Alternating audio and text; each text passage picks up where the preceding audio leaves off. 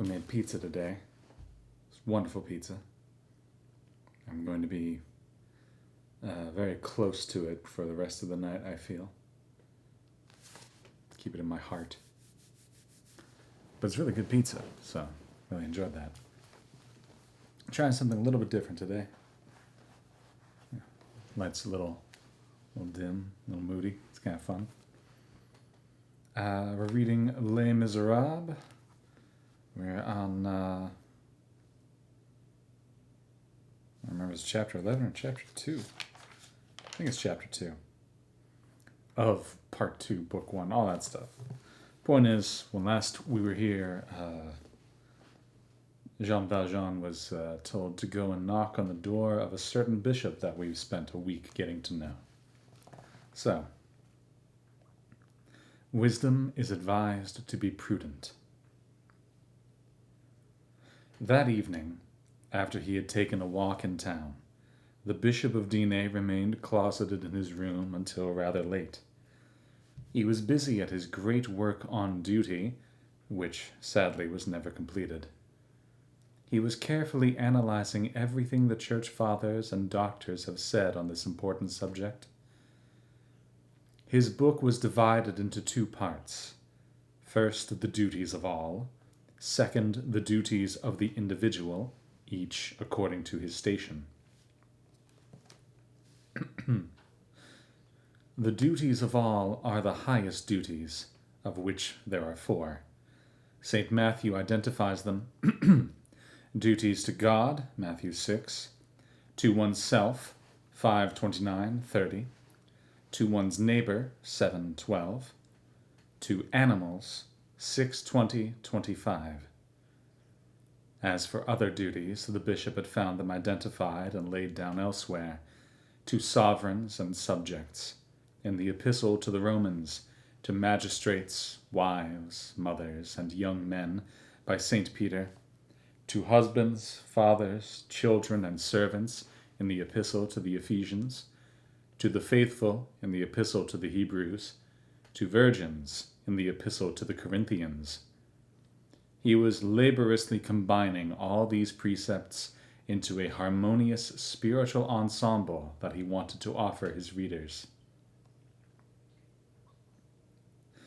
At 8 o'clock he was still at work, writing rather awkwardly on little squares of paper with a large book open on his lap, when Madame Magloire came in as usual to get the silverware from the cupboard by his bed. A moment later, aware that the table was set and that he might be keeping his sister waiting, the bishop closed his book, rose from his desk, and went into the dining room.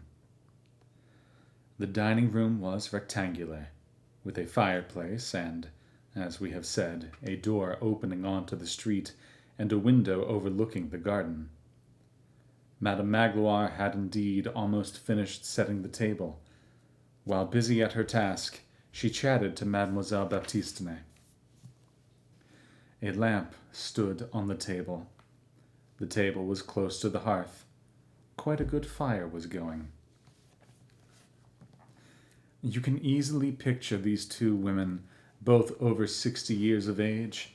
Madame Magloire, small, plump, bright.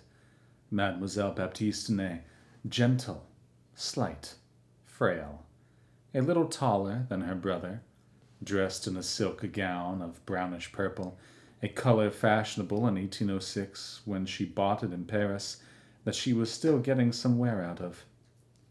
To put it crudely, in terms that have the merit of conveying in a word an idea hardly to be expressed in less than a page, Madame Magloire looked like a peasant and Mademoiselle Baptistine like a lady.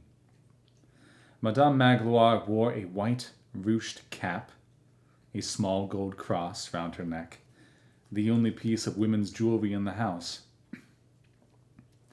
A very white shawl tucked into a gown of homespun black cloth with short wide sleeves, a red and green checkered apron tied round the waist with a green ribbon, and a bib of the same fabric attached at the upper corners with 2 pins, heavy shoes and yellow stockings on her feet like the women of Marseille.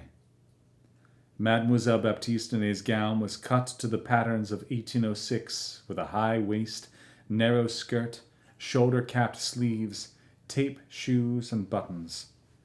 She concealed her gray hair under a curled wig in the so-called à l'enfant style, a hairstyle of some simplicity, enfant meaning child, invented for Marie Antoinette by her hairdresser when her hair started thinning after childbirth. Madame Magloire looked intelligent, brisk, and good-hearted. The unequally upturned corners of her mouth and an upper lip that was fuller than the lower one gave a suggestion of brusqueness and bossiness to her appearance. So long as Monseigneur remained silent, she spoke to him firmly, with a mixture of respect and boldness. But as soon as Monseigneur began to speak, as we have seen, she meekly obeyed like her mistress. Mademoiselle Baptistine did not even speak. She confined herself to obeying and trying to please him. She had never been pretty, even when young. She had big, bulging blue eyes and a long, hooked nose. But as we said at the beginning, her whole face, her whole person, emanated an ineffable goodness. She was always destined for goodness, but faith, hope, and charity, those three virtues that gently nurture the soul, had gradually promoted goodness to saintliness. She was but a lamb by nature. Religion had made an angel of her. Poor sainted virgin, now fondly remembered.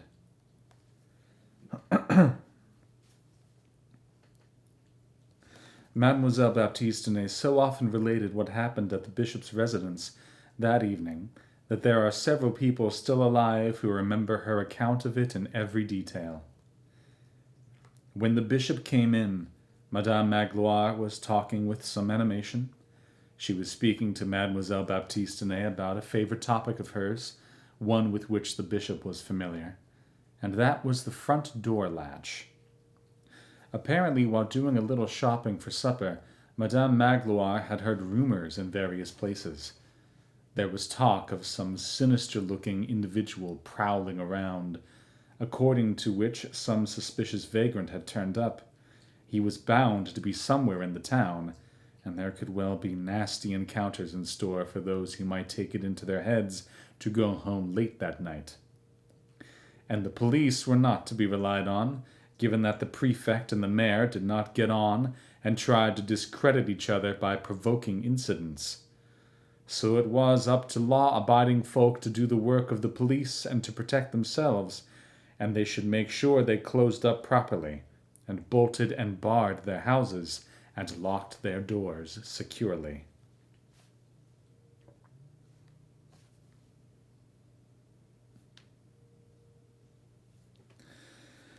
Madame Magloire emphasized those last words.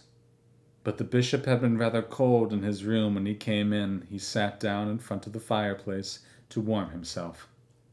And when he came in, he sat down in front of the fireplace to warm himself. And in any case, he was thinking of something else. He did not respond to the pointed remark Madame Magloire had just made. She repeated it.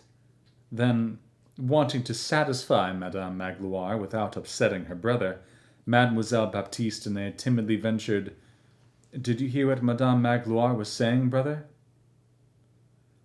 "I did vaguely hear something," replied the bishop.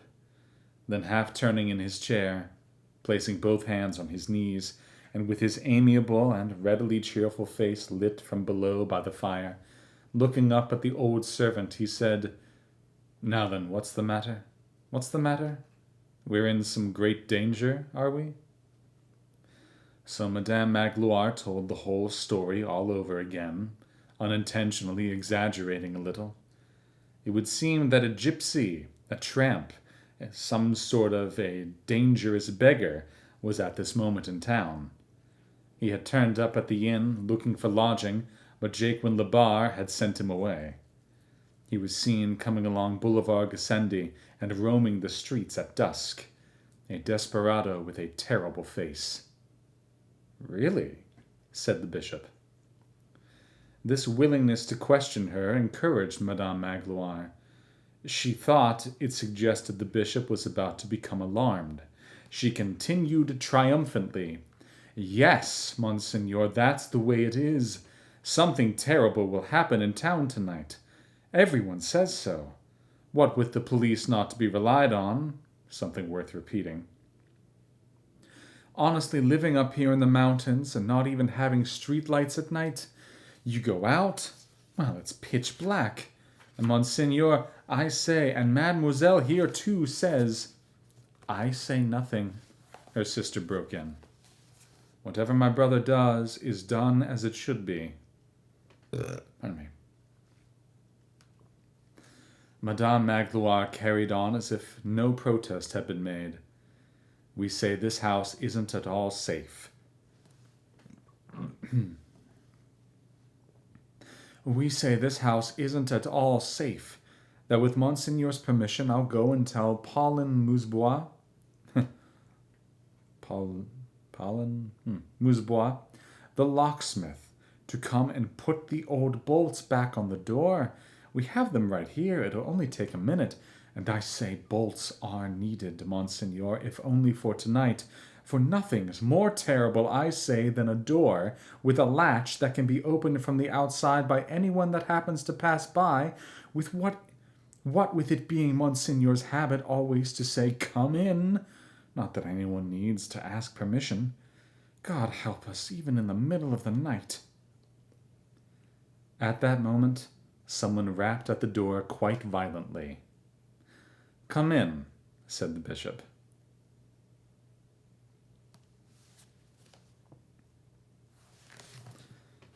I don't know if the lighting is necessarily working. It got darker as like my initial setup. This wasn't quite so dark.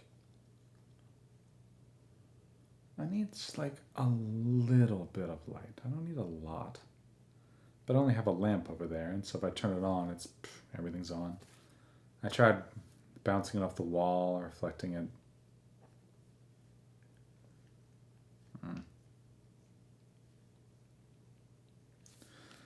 Also, I'm going to turn down the volume and speak up just a little bit. Wanted to try just seeing what lower volume would do, but it's a lot of talking. It's kind of harsh. As opposed to when I can just kind of, talk out loud normally. This feels good. So all of this is really just for my pleasure.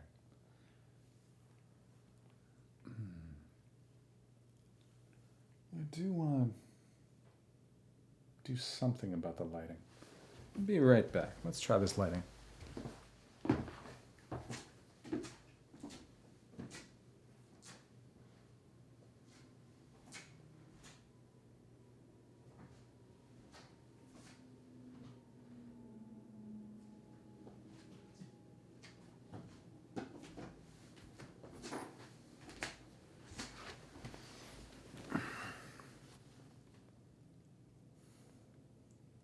Little bit, but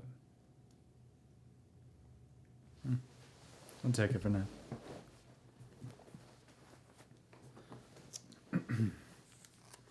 Let's continue. Chapter 3, The Heroism of Passive Obedience. The door opened. It burst wide enough as though someone had pushed it with energy and determination. A man came in. We already know the man. He was the traveler we saw earlier, wandering about in search of shelter. He entered, took one step backward, and halted, leaving the door open behind him. He had his knapsack on his shoulder, his staff in his hand, a boorish, insolent, weary, and dreadful expression in his eyes. The fire in the hearth lighted him. He looked dreadful. This was a sinister apparition.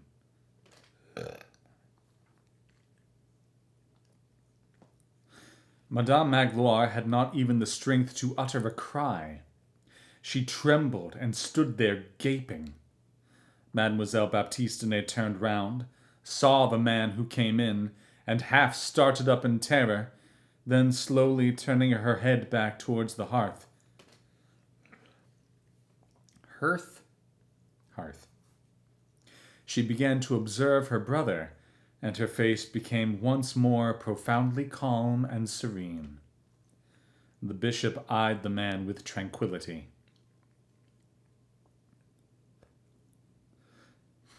As he opened his mouth, no doubt to ask the newcomer what he wanted, the man rested both hands on his staff, took stock of the old man and the two women in turn, and without waiting for the bishop to speak, said in a loud voice, "Listen, my name's Jean Valjean.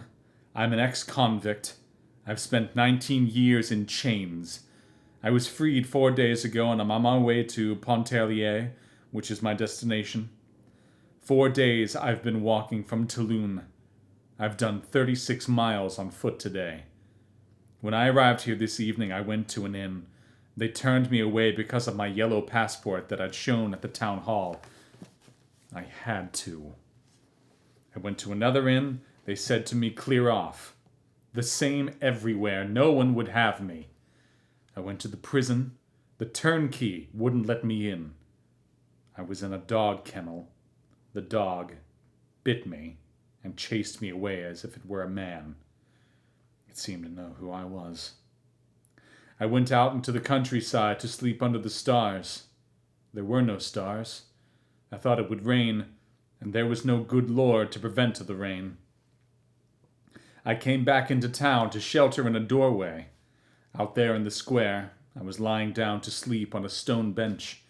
A woman pointed out your house and told me, 'Knock there.' I knocked. What is this place? Is it an inn? I have money, my savings, 109 francs, 15 sous that I earned for the 19 years work I did on the chain gang. I'll pay.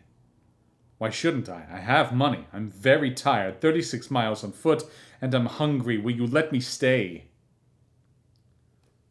"Madame Magloire," said the bishop, "will you set another place?" The man took 3 steps and moved towards the lamp that was on the table. "Wait," he said, as if he had not properly understood.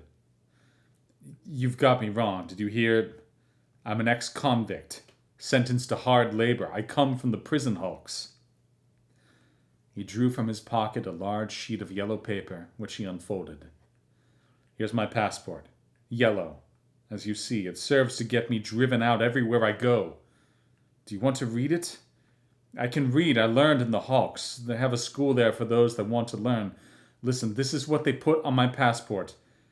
Jean Valjean, freed convict, native of... That's of no interest to you. Has served 19 years in chains.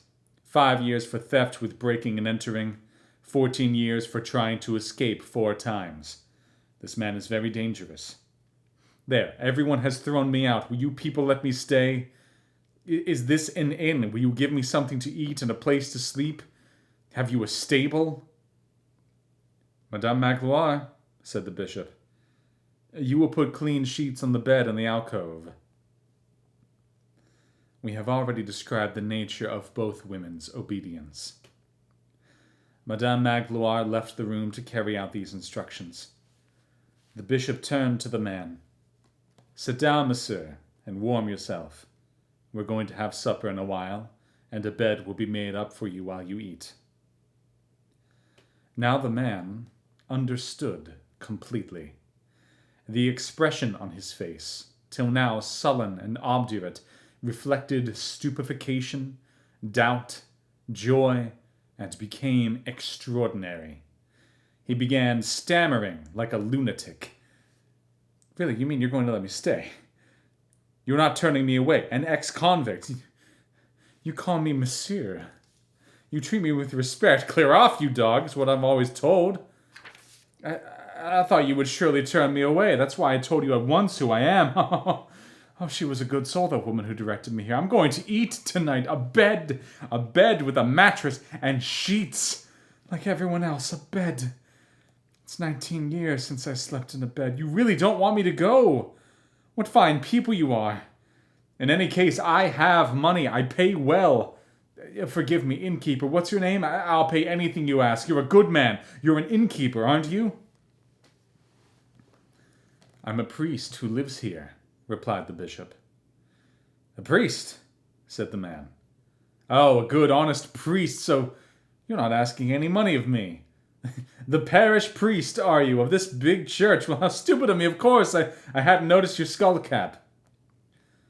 While speaking, he had dropped his knapsack and staff in a corner, and then put his passport back in his pocket and sat down. Mademoiselle Baptistine observed him kindly. He continued, You're human, Monsieur le Curé. You've no contempt. A good priest, that's a very good thing. There's no need for me to pay you. No, said the bishop. Keep your money. You have how much? Did you not say 109 francs? And 15 sous, the man added. 109 francs and 15 sous. And how long did it take you to earn that? 19 years. 19 years. The bishop sighed deeply. The man went on. I still have all my money. In the past 4 days, I've spent only 25 sous, which I earned by helping unload some wagons at Grasse. Seeing as you're a churchman, I'm going to tell you we had a chaplain in the hulks, and one day I saw a bishop. Monsignor is what they call him. He was the bishop of La Major at Marseille. He's the priest who's above the parish priests, you know. I'm sorry, I put it badly, but for me it's so remote. You understand, for the likes of us. He said Mass in the middle of the hulks, on an altar. He had a pointed thing made of gold on his head. It glittered in the midday sun. We were lined up on 3 sides, with cannons facing us, fuses lit. We couldn't see very well. He spoke, but he was too far away. We couldn't hear. That's what a bishop is. While he was speaking, the bishop went and shut the door that had been left wide open. Madame Magloire returned. She brought a place setting that she put on the table. Madame Magloire, said the bishop, put that place setting as near the fire as possible. And turning to his guest, the night wind is bitter in the Alps. You must be cold, monsieur.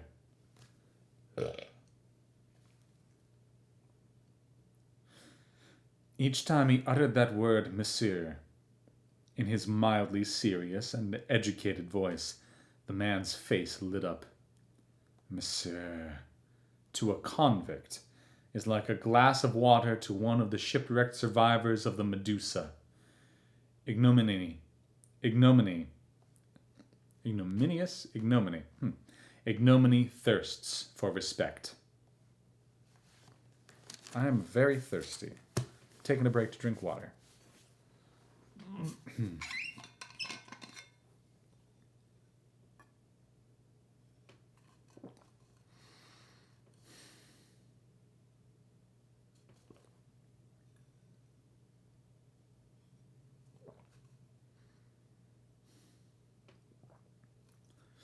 I'm pretty sure it's, the pizza sauce that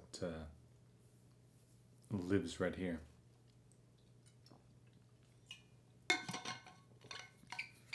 Sometimes do that thing where I drink way too much water, and then it's just like, that's no fun. You want to dilute things a little bit if you can. Anyway.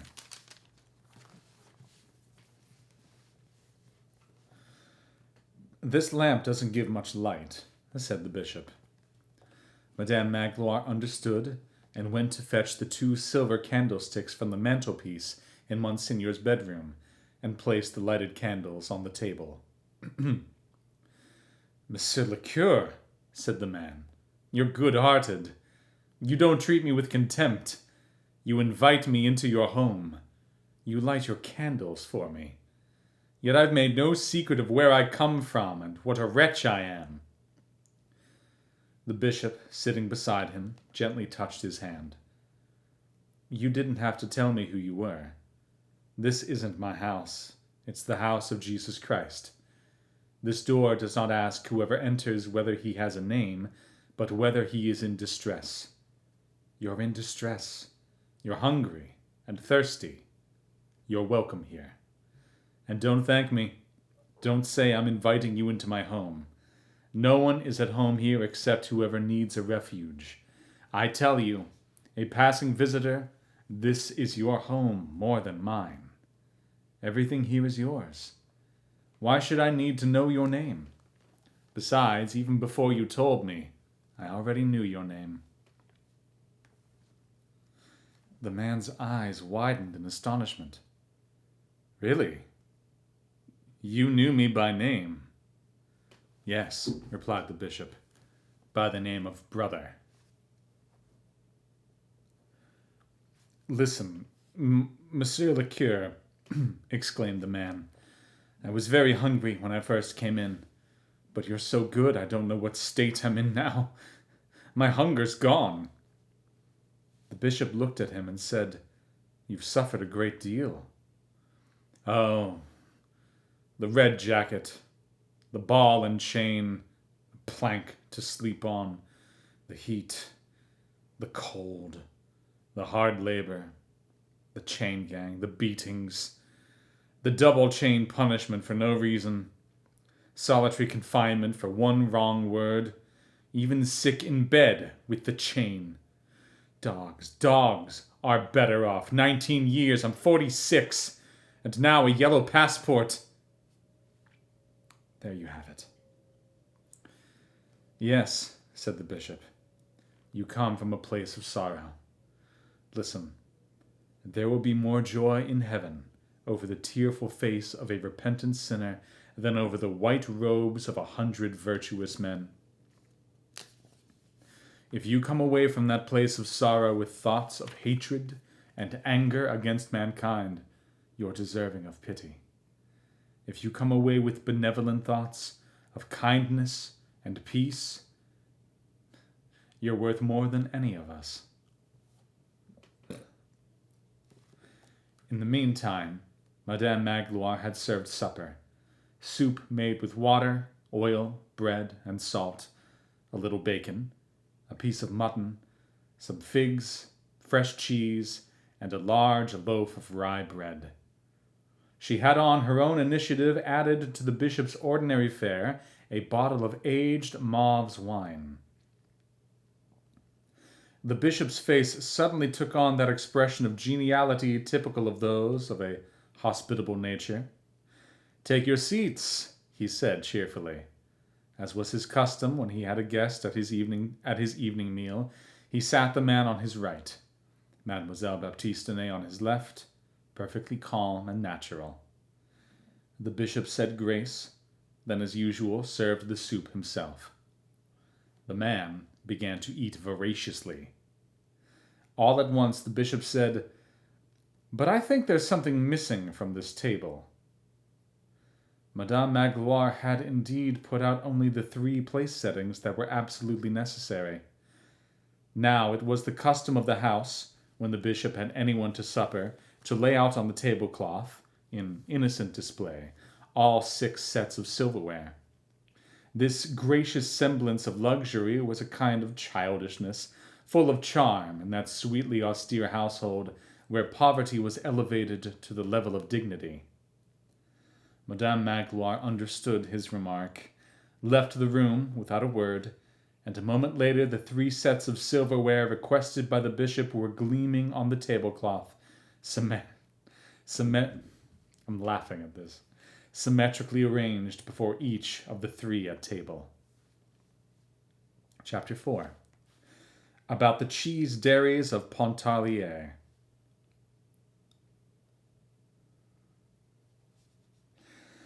Now, to give an idea of what occurred at that table, we could do no better than to transcribe here a passage from one of Mademoiselle Baptistine's letters to Madame de Boischevron, in which the conversation between the ex-convict and the bishop is related in ingenious detail.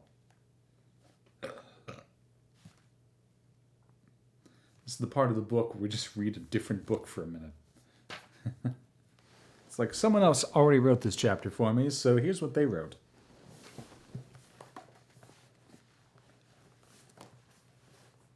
My hands are tired from holding this heavy book. eyes are tired because I'm a dad. Oh.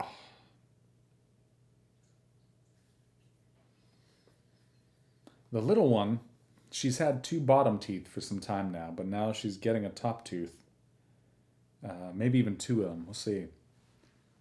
So she had a couple fussy days when it seemed like the skin, they're breaking through the gums. But I feel like now is when it gets more rough, even though it's broken through. I don't know. I think it's just sensitive. I don't remember how it works. So, I'm tired. That's all I'm trying to say. Hi, Hot Dad here. I'm tired. This man paid no attention to anyone. He ate ravenously. However, after supper, he said, Monsieur le Curé, knows. All this is still far too good for me. Yet I must say the carters, who wouldn't let me eat with them, keep a better table than the good Lord's servant does.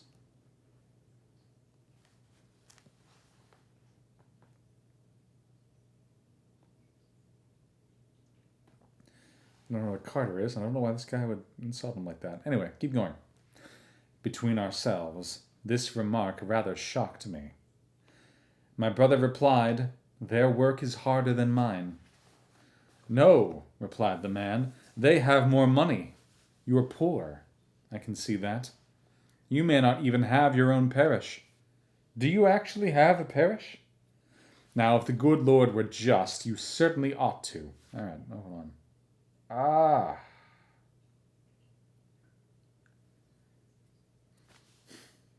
An itchy nose.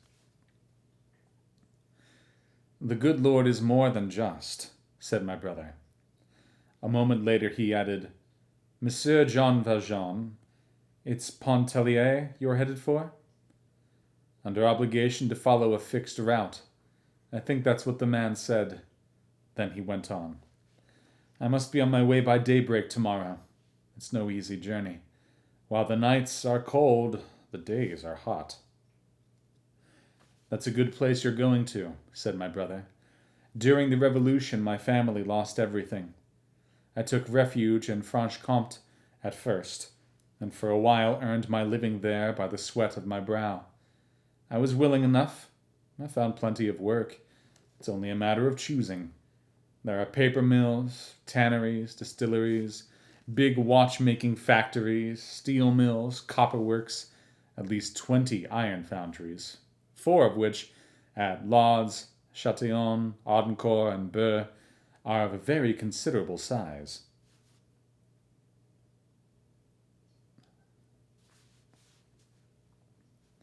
I think I am not mistaken in saying those are the names my brother mentioned. Then he broke off and addressed me. My dear sister, have we not relatives in those parts? I replied, we did have some, among them Monsieur de Lucenay, who was captain of the gates at Pontellier before the Revolution. Yes, replied my brother, but in '93 a man no longer had relatives, he had only his own pair of hands. I worked. In the Pontellier region, where you're going, Monsieur Valjean, they have an industry that goes back a very long way, and is quite fascinating, sister. It's their cheese dairies, which they call fruitières. I don't speak French. That's it. Fruitières. I don't know. Then, while encouraging the man to eat, my brother explained to him in great detail what these fruitières of Pontellier were like. That there were 2 types, the big estates that belong to the rich, and where there are 40 or 50 cows that produce 7,000 or 8,000 cheeses every summer, and the cooperative fruitières that belong to the poor. These are the peasant farmers, at medium altitude, who farm their cows jointly and share their produce. They hire a cheesemaker, whom they call a gruin. The gruin collects the milk from the joint contributors 3 times a day, and marks the quantities on a double entry tally.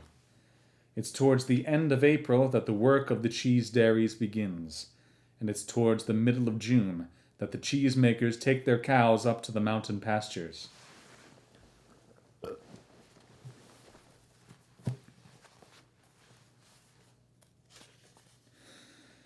The man's spirits revived as he ate. My brother served him that good mauve wine he does not drink himself, because he says it is an expensive wine. My brother told him all these details with that relaxed cheerfulness you know he has, combining his words with thoughtfulness towards me. Ooh, that's a paragraph.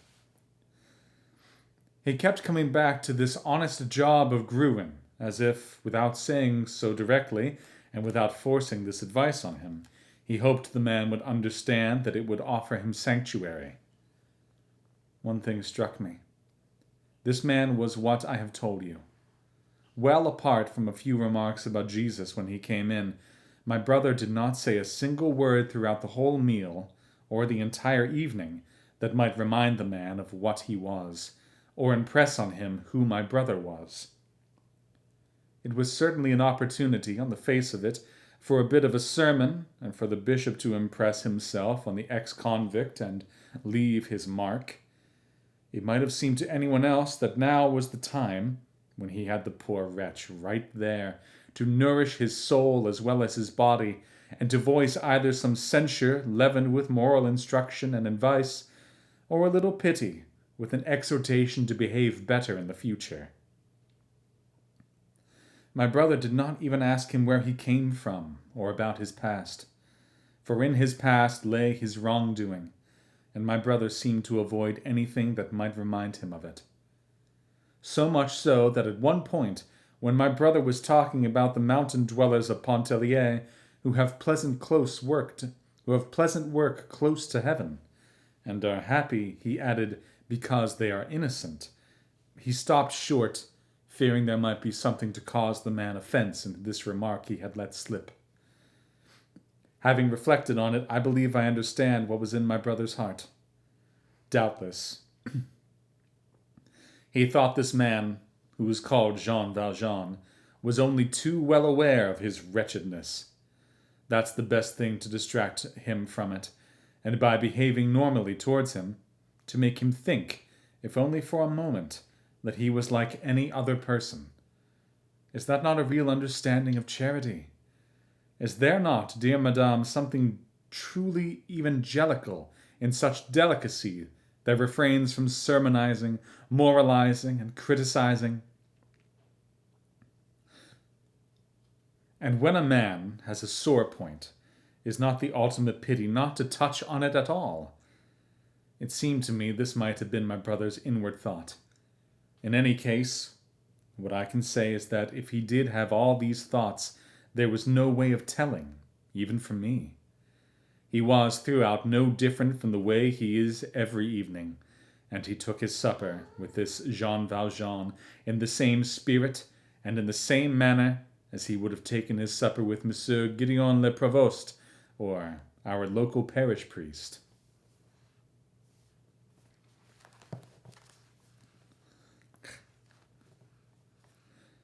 Towards the end of the meal, when we were eating the figs, there was a knock at the door. It was Madame Gerbaud, with her little one in her arms. My brother kissed the child on the forehead, and borrowed 15 sous that I had on me to give to Madame Gerbaud. The man did not pay much attention in the meantime. He had stopped talking and looked very tired.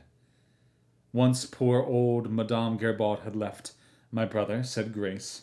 Then he turned to the man and said, "You must be much in need of your bed." Madame Magloire very quickly cleared the table. I understood we were supposed to retire to let this traveler sleep, and we both went upstairs. However, a moment later I sent Madame Magloire to take down for the man's bed a roe deer skin from the Black Forest that I have in my room. The nights are freezing, and it keeps you warm. It's a pity the skin is an old one. It's losing all its fur. My brother bought it while he was in Germany, at Tottlingen, close to the source of the Danube, as well as the little ivory-handled knife I use at table. Madame Magloire came back upstairs almost immediately. We said our prayers in the room where we hanged the laundry to dry, and then we went each to her own room without exchanging another word. More water from me.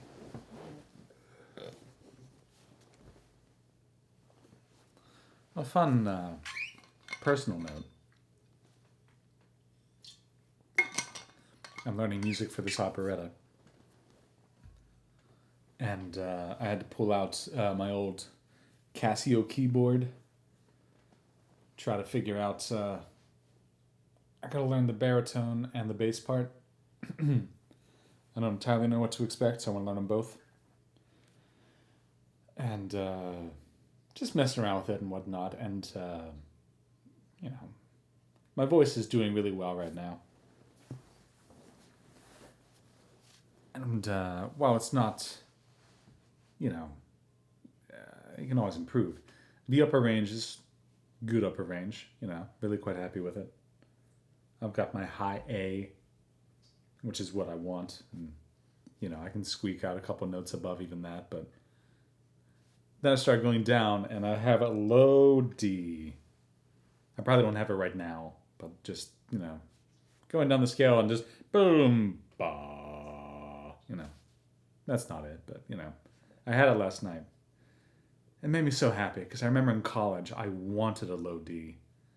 And I couldn't quite get there. And I really think that just by doing this every night, by getting to talk out loud and, read a book and enjoy the fruits of that. Some of the fruits are quite literally, my voice is like, yeah, we're talking every day. Let's be rich. Let's do that. So I'm really quite happy. It feels different when I sing. Like, basically my normal talking, my speaking voice, my reading voice is a lot of chest voice, if you will. So I kind of have to coax it back up into here, really get a little more like head and nasal to it. And then I can get much better like spin and ring to my voice and whatnot, and make sure it sounds good and not just like flat notes,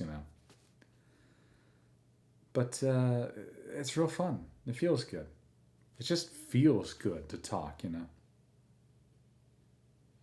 Maybe you don't know. I don't know. But there's vibrations and things that are just pleasing on the body to feel when I talk. It reminds me of a time in college. I was in like the college...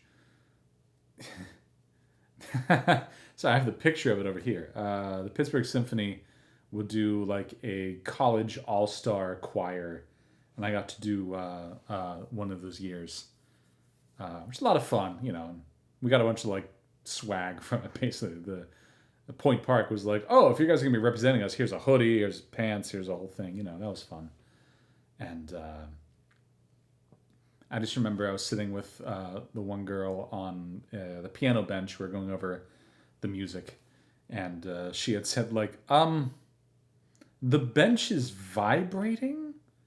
And I was like, oh yeah, that's me. That's just, when I talk, I vibrate. When I sing, I vibrate. And it's making the whole bench vibrate. She's like, that's horrifying and pretty awesome, I was really happy with that. That was fun. I enjoy... It's a nice gift. And that being the point, I wanted to have lower notes in college, and today, as a hot dad, I have them. They might go away tomorrow, There's so many factors, and food and diet and weather and air conditioning or heating and, air quality, cat, baby, But for the moment, I'm quite grateful. I like the sound of my voice, and that's something I want to rejoice at. And I like this kitty. Mwah! That's the captain. He's a good cat.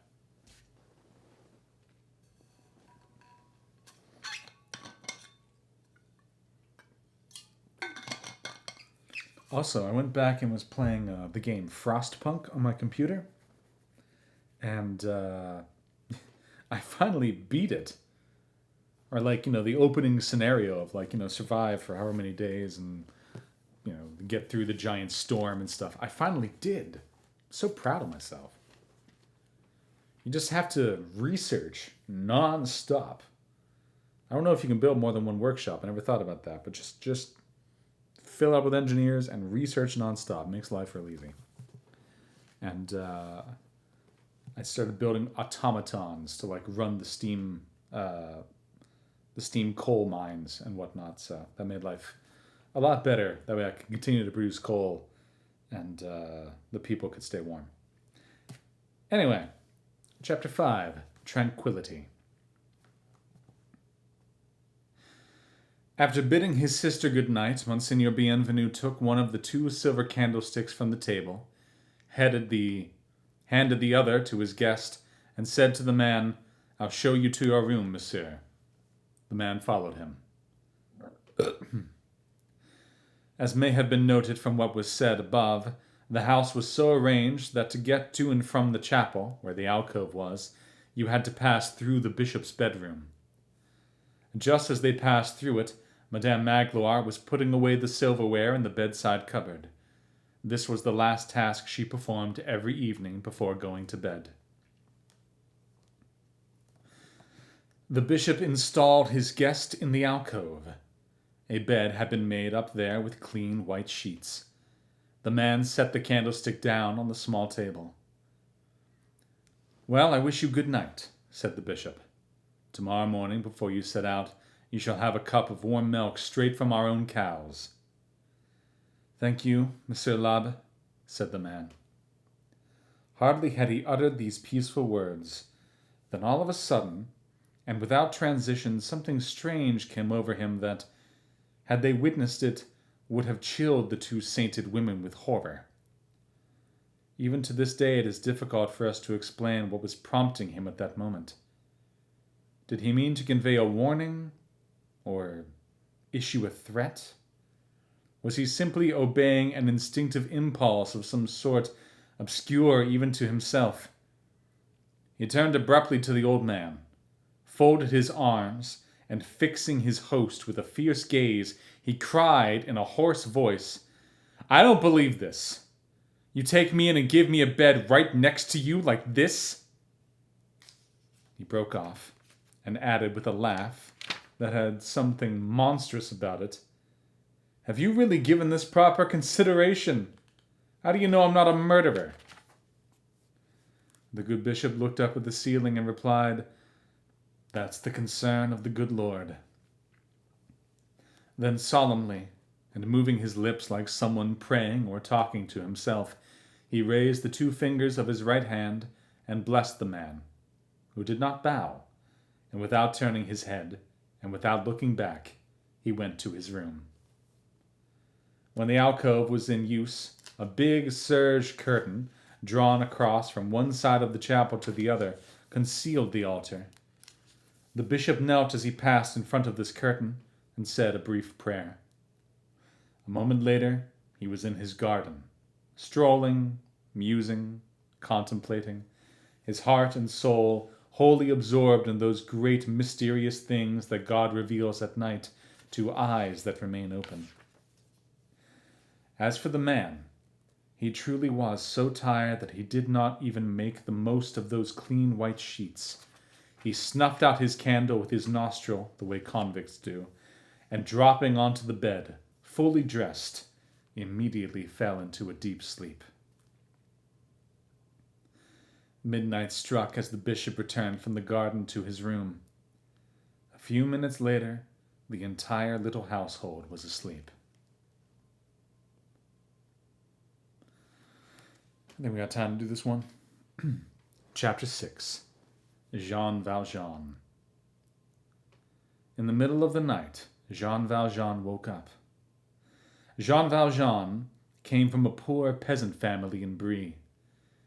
As a child, he had not learned to read. When he reached manhood, he became a tree pruner at Faverolles.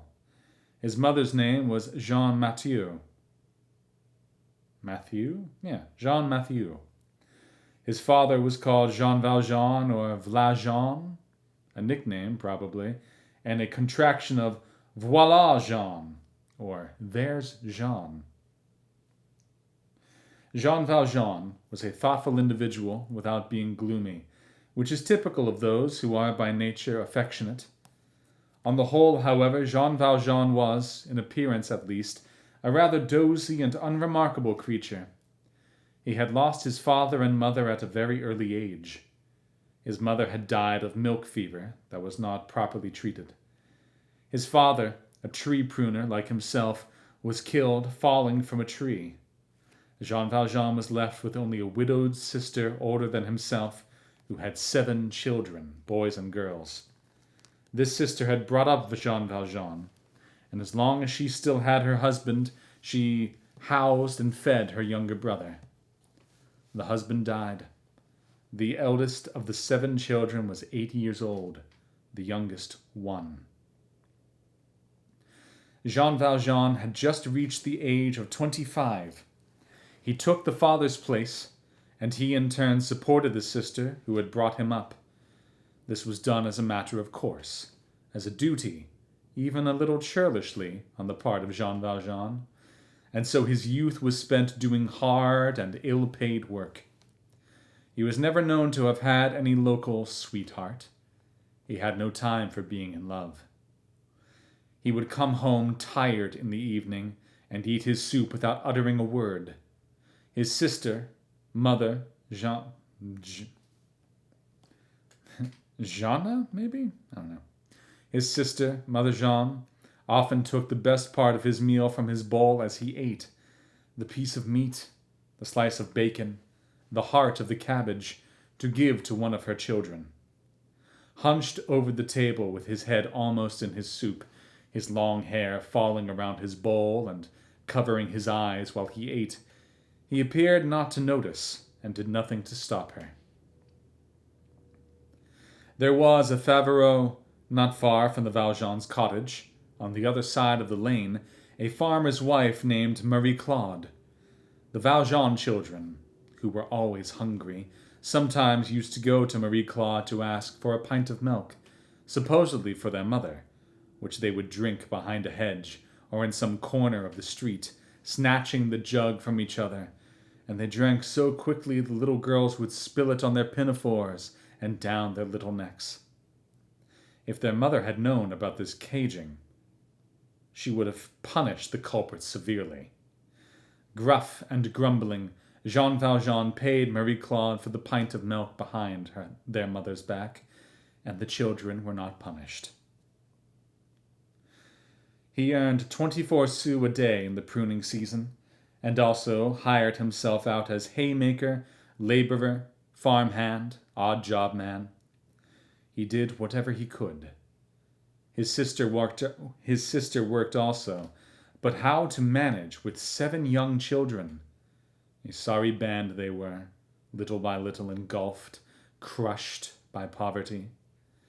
Then came one hard winter. Jean had no work.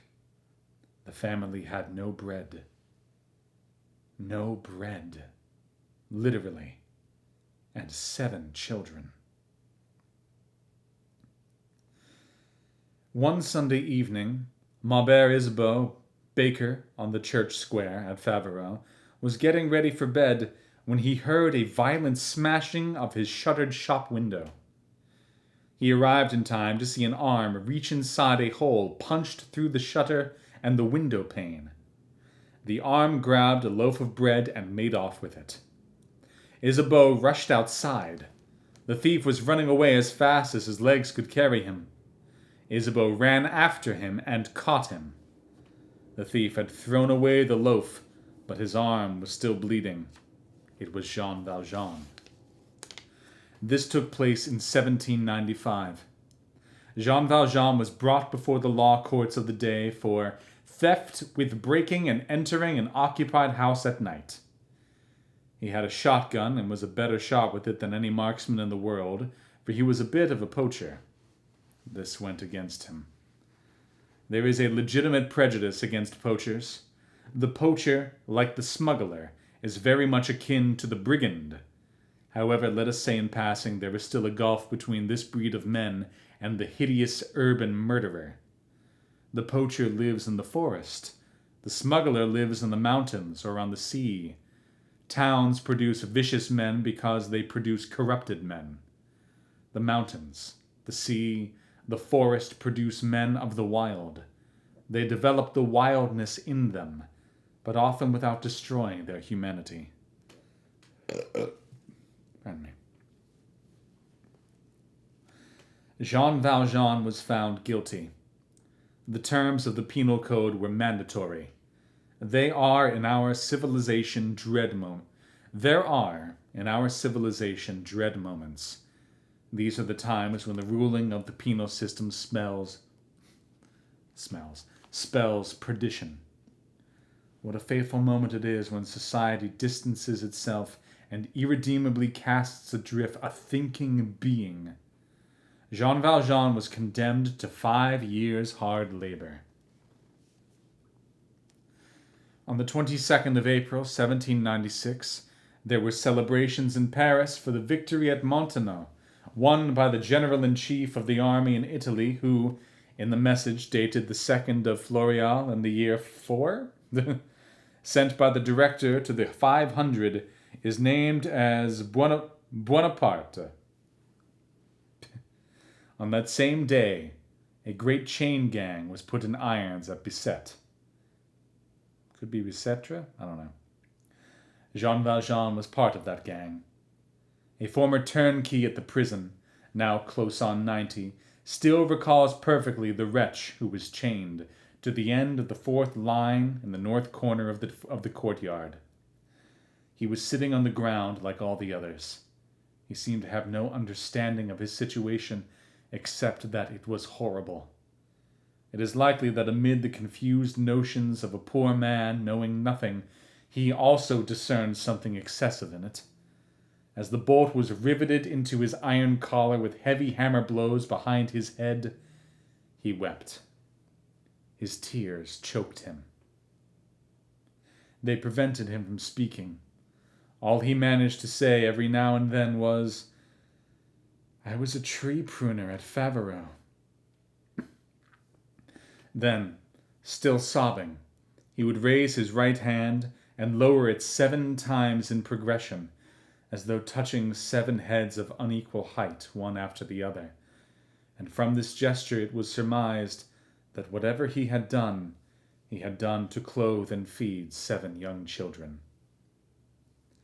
He left for Toulon. He arrived there after 27 days traveling on a cart with a chain round his neck. At Toulon he was clothed in the red jacket. Everything that had been his life till then was obliterated, his name included. He was not even Jean Valjean anymore. He was number 24601. What became of his sister? What became of the 7 children? Who was responsible for them? What becomes of the handful of leaves on the young tree sawn off at the base? It is always the same story. Those poor mortals, those creatures of God left with no means of support, no guide, no refuge, wandered off aimlessly, who knows, perhaps went their separate ways, and eventually dispersed in that cold fog where lone destinies founder. Those dismal shadows where so many unfortunate individuals come to grief in the doleful progress of mankind. They left the area. The clock tower of what had been their village forgot them. The boundary of what had been their land forgot them. After a few years in prison, Jean Valjean himself forgot them. In that heart, where there had been an open wound, there was now a scar. That is all. In all that time he spent at Toulon, he only once heard any word of his sister. It was, I believe, towards the end of the 4th year of his captivity. How the news reached him, I do not know. Someone who had known them back home had seen his sister. She was in Paris. She lived in a back street near Saint Sulpice, Rue de Guindre. She had only one child with her, a little boy, the youngest. Where were the other 6? she herself may not have known. Every morning she went to a printing works at 3 Rue de Sabot, where she was a sheet folder and stitcher. She had to be there at 6 in the morning, well before daylight in winter. In the same building as the print shop was a school, and to this school she took her little boy, who was 7 years old. But as she started at the printer's at 6, and the school did not open until 7, the child had to wait an hour in the courtyard for the school to open. An hour out in the open in winter. They would not let the child come into the print shop because he got in the way, they said. Those on their way to work in the morning would see this poor little creature sitting on the pavement, unable to stay awake, and I have a wheeze right now. I blame the cat. Unable to stay awake, and often sleeping in the dark, hunkered down and bent over his lunchbox.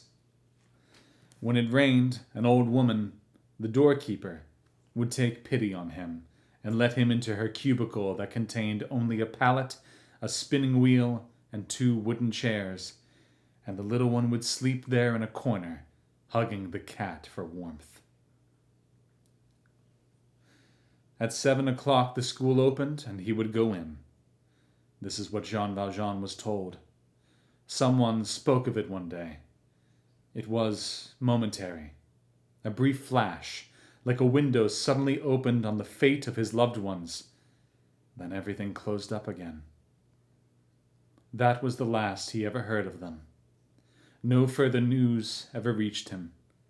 He never again saw them or met them, nor shall we ever encounter them again throughout the rest of this sad story. Towards the end of that 4th year, it was Jean Valjean's turn to escape. His comrades helped him, as is the way in that woeful place. He escaped. For 2 days he roamed the countryside in freedom, if it can be called freedom to be hunted, to be constantly looking over your shoulder, starting at the slightest sound, afraid of everything, a smoking chimney, a man going by, a dog barking, a galloping horse, the striking of the hour, daylight because the eye can see, darkness because it cannot, the highway, the path, a bush, sleep. On the evening on the 2nd day he was recaptured. He had neither eaten nor slept for 36 hours. The naval court condemned him for this offense to an additional 3 years, which made 8. In the 6th year it was again his turn to escape. He took his turn, but could not make good his escape. He had failed to turn up at roll call. The cannon was fired, and at night the patrol found him hiding under the keel of a vessel under construction. He resisted the guards who seized him. Escape and rebellion. This infraction, under the terms of the special code, incurred an additional 5 years, with 2 years of the double chain. 13 years. In the 10th year his turn came round again, and again he tried. He was no more successful than before. 3 years for this fresh attempt, 16 years. Finally it was, I think, during his 13th year that he made his last attempt, and succeeded only in getting caught after 4 hours' absence. 3 years for those 4 hours. 19 years. In October 1815 he was released. He had gone in there in 1796 for breaking a pane of glass and stealing a loaf of bread. A brief parenthesis here.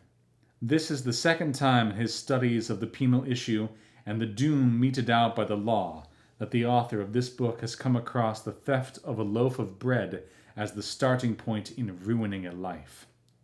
Claude Gueux stole a loaf of bread. Jean Valjean stole a loaf of bread. According to one English statistic, the primary cause of 4 out of 5 thefts in London is hunger. Jean Valjean went into the prison hulk sobbing and trembling. He came out emotionless. He went in despairing. He came out dour. What had happened inside that soul? We're going to stop there for tonight, but the next chapter begins with, "Let us try to describe it."